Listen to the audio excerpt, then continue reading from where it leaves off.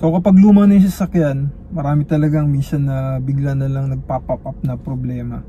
Lalo na kapag malamig yung sasakyan, kapag luma na, doon lumalabas yung mga sakit niya. So parang tao rin. Yan. Ito nga kasi kapag malamig, pag in-start mo siya, namamatay siya.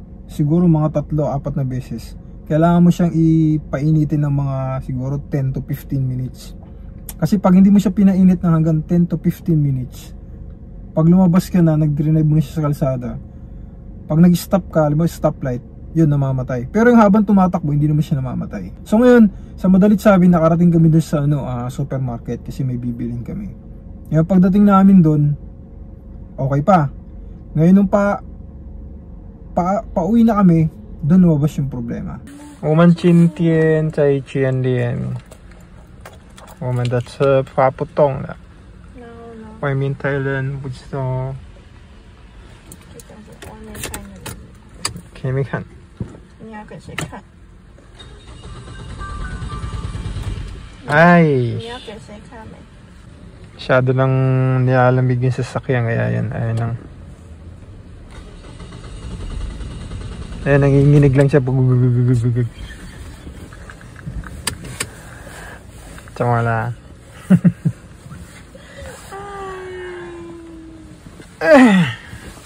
Tumawag na kami ng rescue. Nagpapag na yung loob na sasakyan. Hindi na makita sa labas. Masok ulay. Pero hindi naman battery kasi may busina pa siya eh. 没有没给我看这个片这个。而且我发现这个下一次好像有点怎样？怪怪的，不一样。我不知道。怎样？你要讲怎样不一样？感觉硬硬的，不知道，等下给爸爸看。NG， 这样子吗？也可以，对啊，Car NG。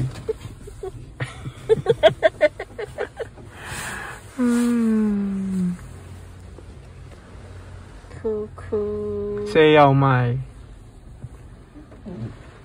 姑姑，那么多眼镜，很难过啊，要花钱所以很难过。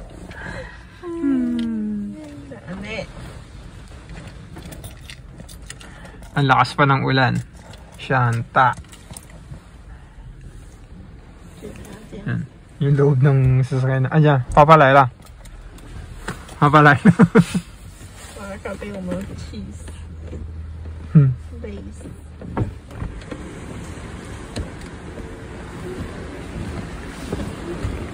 Pa! So ayan, nakita nyo na yung video. Ano nangyari niyan? Ang ginawa namin is tinawagan na lang namin yung papa nung asawa ko. Sa tapat nung may hardware, bumili ako ng jumping cord kasi akala namin is yung lang, yung battery wala ng power. So wala rin, hindi gumana. So yun, no choice na. Kaya yun, buti na lang pumunta nga yung papa nung asawa ko. Tinawagan niya yung kakilala niya ng talyer. As yun, kahit Sabado pumunta yung yung kakilala niya. Yun, in-advise kami na wala na magagawa. Actually, nagdala nga rin sila ng bagong battery. Yun, trinay nila. Pero nung chinek nila, hindi battery yung problema. So sabi sa amin, iwan na lang muna namin niya yung hindi na pwede i-drive eh. Ayun na talagang gumana eh. So iwan na lang namin yung sasakyan doon sa parking ng supermarket. Tapos tatawag sila ng towing service. Tapos yun, ihilain doon sa talyer nila. So ganun yung nangyari. So yan, isa lang yan sa mga gastos kapag yun nga, luma na yung sasakyan.